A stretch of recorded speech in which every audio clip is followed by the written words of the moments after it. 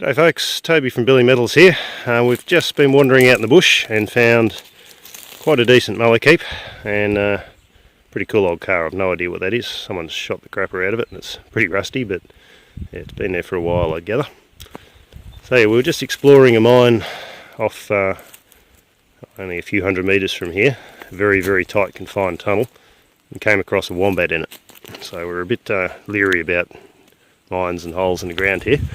This one's a bit bigger, so through the bush here there is pretty cool digging. So it's a whole lot bigger than the one we were in just before.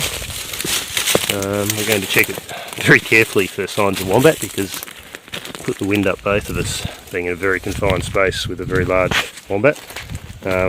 If you're from overseas, look up wombats. They look friendly and cuddly, but they're basically just muscles, bulldozers of the bush they call them.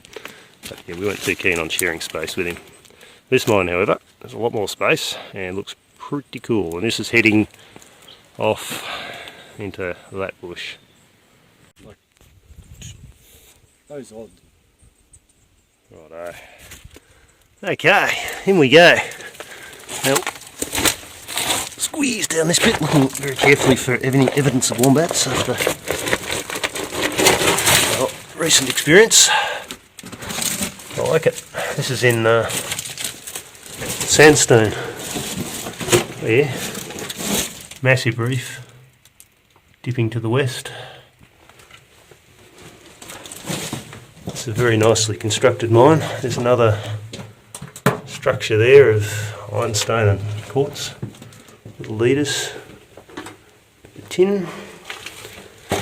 Interesting, on several of the malleekeeps here there's a stack of red sandstone and there's a band of red sandstone just here. We're currently heading towards the east.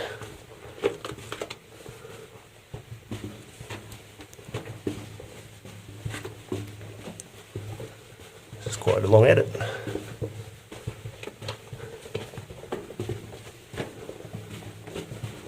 Still feel nervous about wombats. A bit of a kink in the drive here.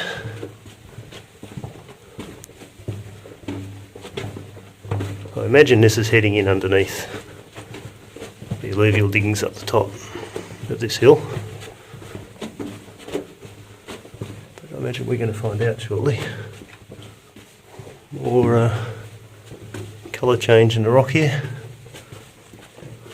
Another quartz reef.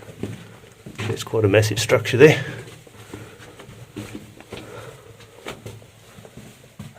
There's a slide. So you see here, that's what they call a leather jacket, the thin layer of sort of clay, hard clay. That's been a fault. You can actually see the fault line there running down the wall. They can be quite dangerous when you're mining because it'll slip away from that smooth surface with very little effort. Okay, broken ground here. There's a bit of collapsed ground there, doesn't look so good. Mine's getting noticeably shallower here. Really shallow actually, it goes a long way. They quite often came up at a slight angle so they drained. This has actually had a fair bit of water. And oh yeah, there's wombat footprints in it. But they don't look that old. So it's getting much tighter here. Red sandstone again. Really interesting, we've gone in a long way here and there's no sign of digging it up. Can't just pause there because Hey? there's wombat poo there. But anyhow, we will go. It goes narrow, doesn't it? Really smooth, silky bottom here. It's really tight. It's interesting slate. It's getting a bit harder to move through here. Look at that. Interesting looking rock. Really expected to see some workings in here.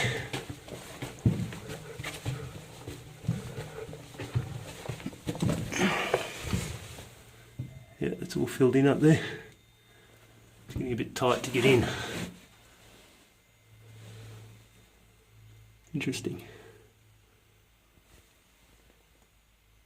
Okay, so it's getting tighter and tighter in there. It's kind of a crawl space from this point.